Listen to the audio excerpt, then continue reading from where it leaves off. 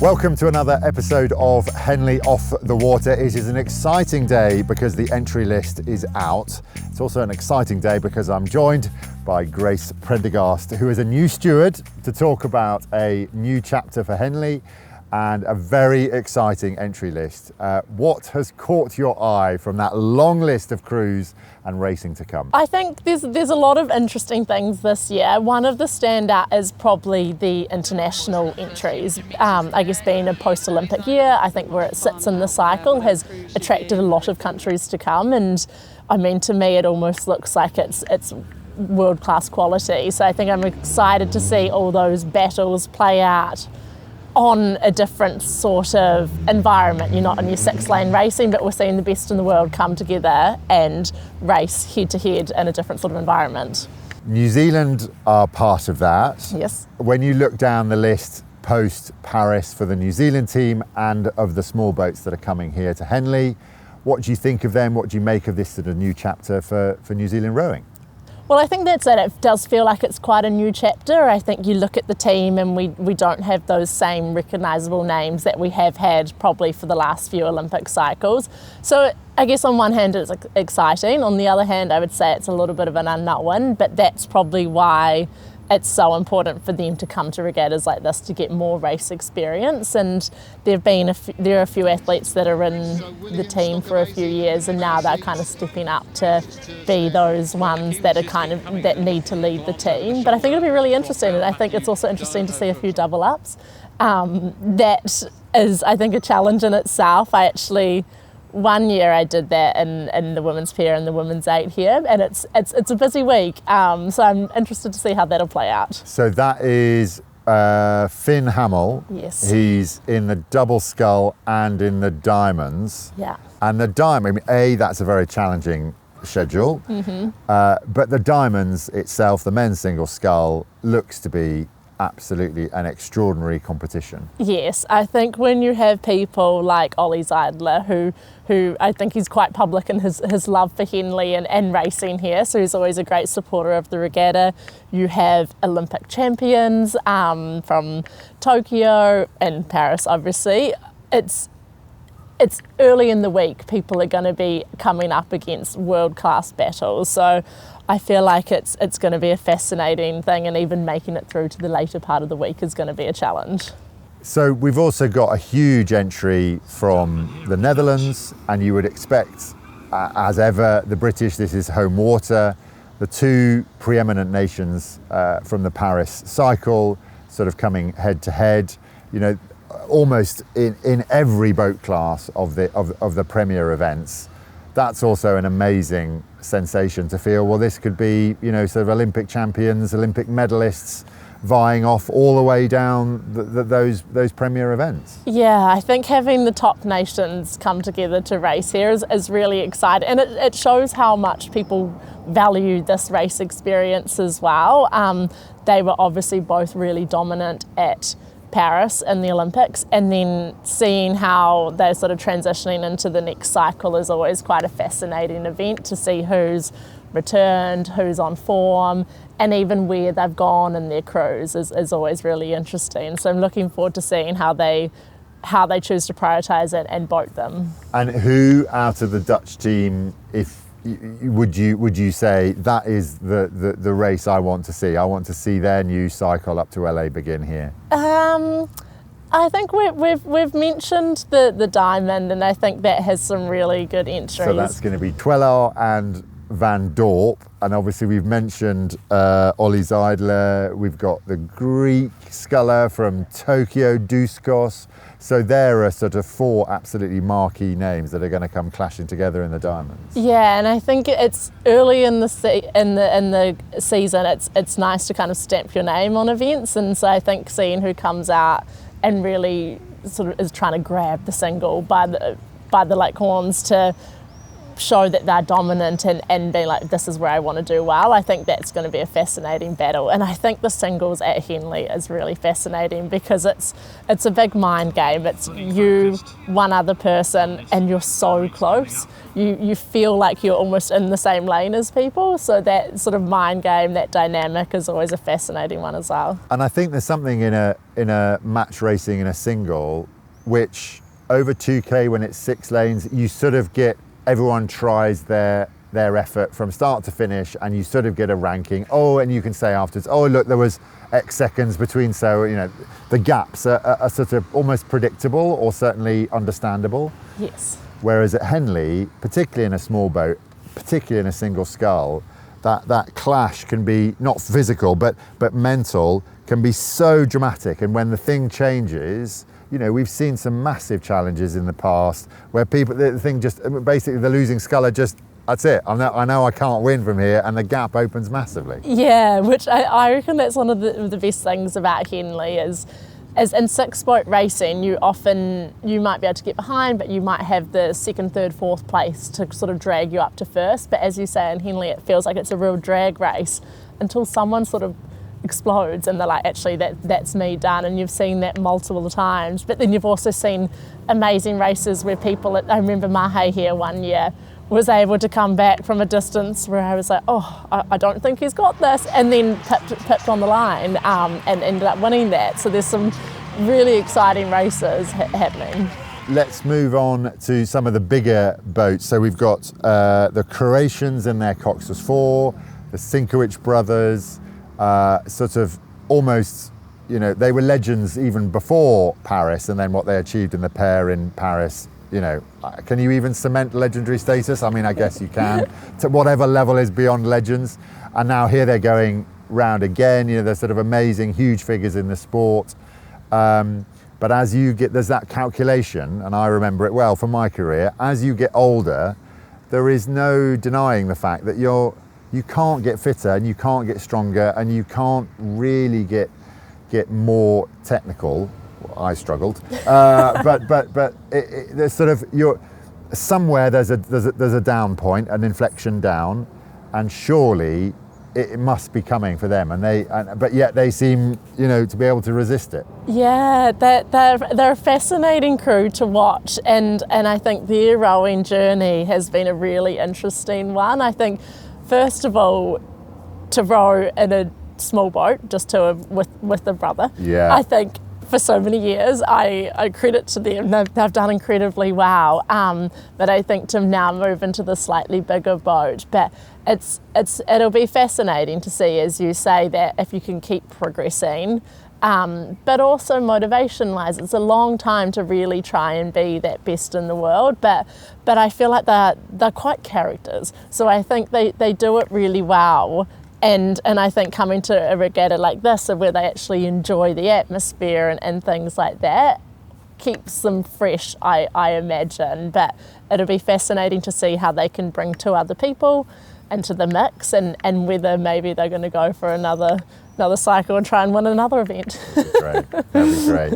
You've also mentioned, talking about the eights, we've got the Grand and the Remenham for the men's eights and the women's eights. Australia are in there, New Zealand, Australia, the Netherlands, GB. I think it's basically a 3-way battle for those 2 events.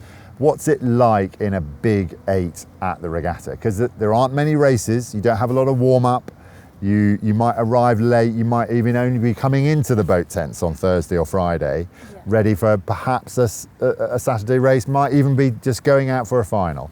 What's that like? How do you gear yourself up for that one big thing? It's really different in the big boats when that's the situation, and I guess I was lucky and had the experience of getting to do a small boat where you have that whole week, and maybe some of the early races you have a little bit more room for error depending on who you come up against and where you're ranked, and you can kind of build into it. You can get used to racing on the course, because for me racing at Henley was so different than racing anywhere else. The crowd, how close you are, and it was nice to have those races to get your head around that. Whereas in the 8, I mean, you might only be drawn into the actual final day. So you turn up, you're experiencing everything for the first time, and you're trying to win that final. So it's a completely different mindset.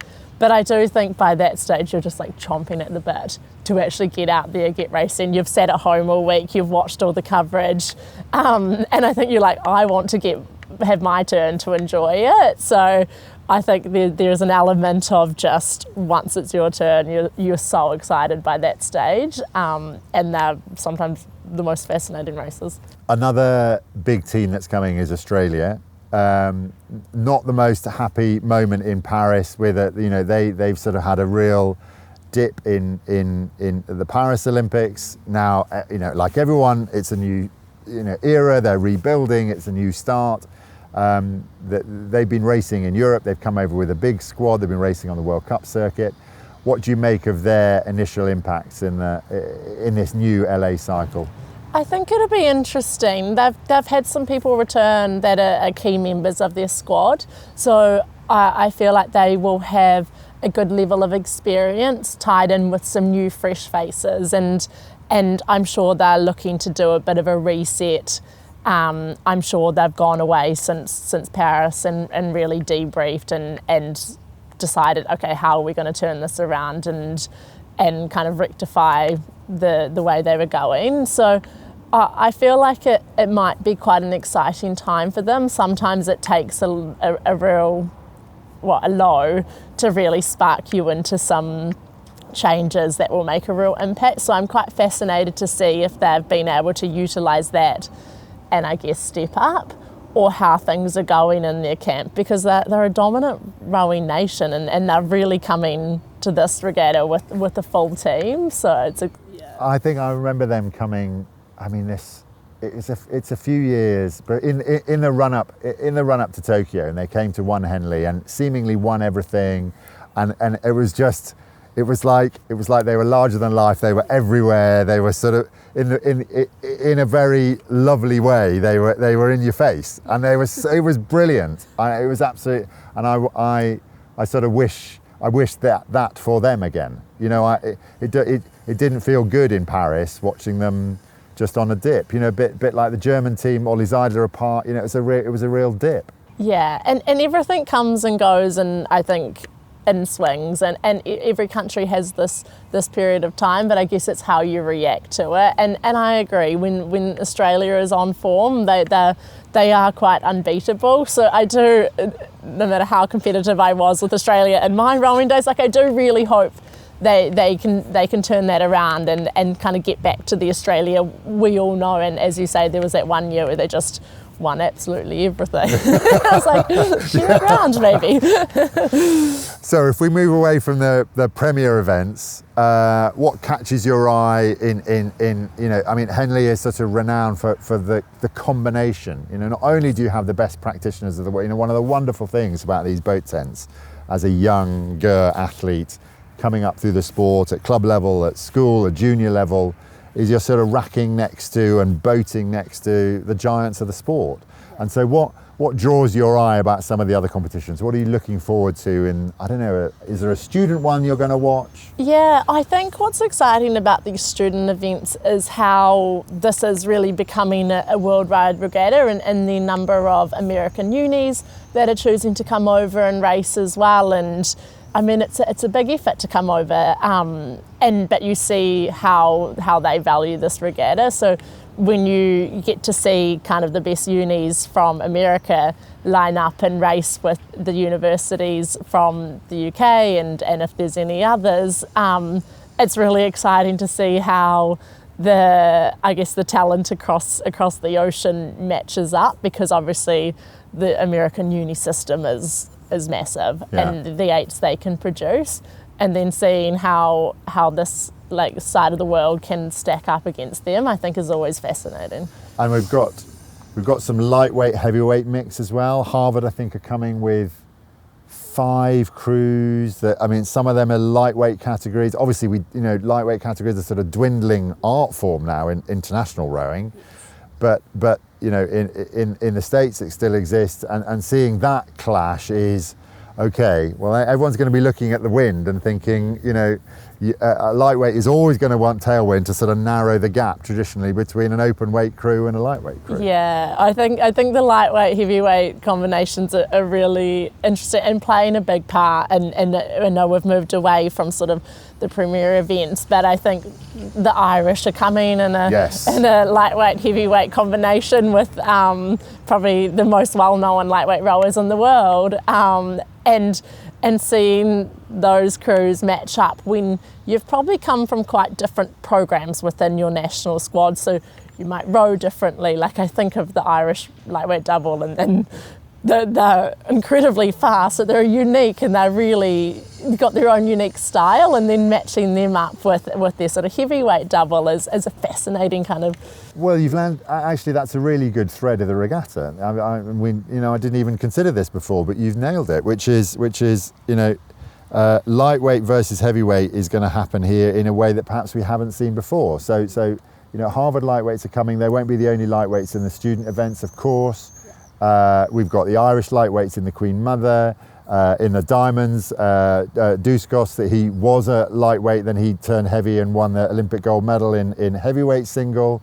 There's the Greek lightweight double Scull is in the women's doubles here.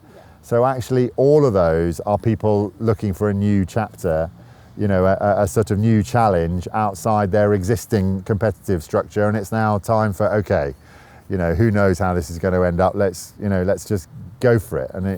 Yeah, and it's a real new era in the lightweight rowing, and as you say, it's still events in some countries, but seeing how they transition and just where people decide to transition as well, whether they stay in sculling, whether some lightweights are like, this is my opportunity to get into sweeping. We haven't seen as much of that, but I think it's going to be an interesting path and journey to watch play out, and this is almost the perfect setting to keep practicing that and testing that out.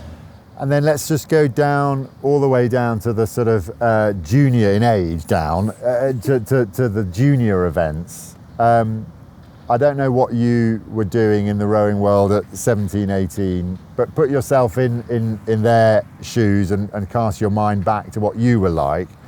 What would that experience be like, coming here, which in any way is a huge event. I mean, it's a big event in rowing, full stop, but then to be part of it, genuinely part of it. And we know the junior events pack out the grandstands and everyone rushes down to see the eights and see those quads race. Yeah, the junior events here, it's a really special regatta in the fact that you've got juniors racing against racing alongside in the same regatta universities, but then also the best in the world that are doing it full time. And I think for me, if I had that chance to do that at the age of 17, it would have, obviously I continued on to row anyway, but it would have just been so inspiring to kind of be in the boat tent and look to your left and you're boating at the same time as an Olympic gold medalist, and getting to really interact with them in this environment. So I think it's a really special and probably unique regatta in the fact that I don't know if there's anywhere else in the world that you can get that sort of environment. So I think that's one of the things. It's like Henley really gives visibility to school children to show actually like this is also what you can go away and do, but then also the quality that the school children come and race at. Like some of the eights, I think you'd confuse them for like really top club levels or some of the international junior crews. They would be really competitive in that under-19 event. So it's impressive what the program's put out. And how, because when you look down the entry list, there's a sort of, from a UK point of view, there's a raft of names that we will know. And then it's like, oh yeah, because, there was National Schools Regatta a month ago or whatever it was, and it's like, oh, you can sort of get a rough ranking, get a bit of a steer. And then it's like, there's, now they're coming from Australia, or they're coming from the States, or they're coming occasionally from New Zealand. It's like, how do you judge that, or have we just got to be patient and wait and see? I think it is a patience and wait and see sort of thing, and I love like even New Zealand schools. There was a New Zealand school that came over last year, I believe Hamilton Boys High, or maybe the year before. And the fact that they're putting that into their programs, and it's a challenge because that's not the rowing season back home in New Zealand. It's very much rowing season's done. You're into the winter now and everyone's off playing rugby or cricket or netball or the other sports. But I think it's hard to know how they're going to turn up, but that's also the exciting thing. A little bit of unknown is quite nice, otherwise you kind of line up and you think, okay, this should be the result. But I sort of like not knowing, but I don't think it's one we can predict. And then obviously a new experience for you whilst you've rowed at the regatta, you've been to the regatta many times. This is your first year as steward. What are you expecting it to be? That's a great question. I think I feel a little bit in the unknown in a nice way at the moment. It's a regatta that I loved as an athlete, I loved as a spectator, and now I'm sure I'm going to love as a steward. I think I'll be a little bit more jobs on. You are helping the regatta run essentially, which is really nice to kind of get to be a part of the team that brings the regatta to life. So I think it's going to be a really new experience, but one that probably makes me enjoy the regatta even more. But I do think I'm going in a little bit blind, and I'll do as I'm told and go where I'm meant to be, hopefully. You're going to wander around, in my experience, you're going to wander around with your eyebrows sort of up here, just like, I don't know what I'm doing. There's just so much going. You get to see a lot fewer races in my experience. Yeah. And then sometimes people will say, oh, did you just see X, Y, Z? And you're like, no, I just didn't. I was working. I would have loved to have done that, but I didn't. I was somewhere else. And that's sort of both brilliant and agonising all at the same time. Yeah, no, I'm looking forward to it. And how many friends and family have you got coming? Or is it just you who is going to navigate this first regatta? I always have quite a contingent come, and I love it because it's a regatta that brings out non-rowers or people that don't know a lot about it. So not a lot of family being from New Zealand, but a lot of friends coming throughout the week, and I think the Saturday is always a big day. Every day is big at Henley Royal Regatta. That is it for this episode. Don't forget, you can watch every race on our YouTube channel, and you can also subscribe there so you won't miss a day. You won't miss a race. We look forward to seeing you there and here out on the Thames in a few weeks' time.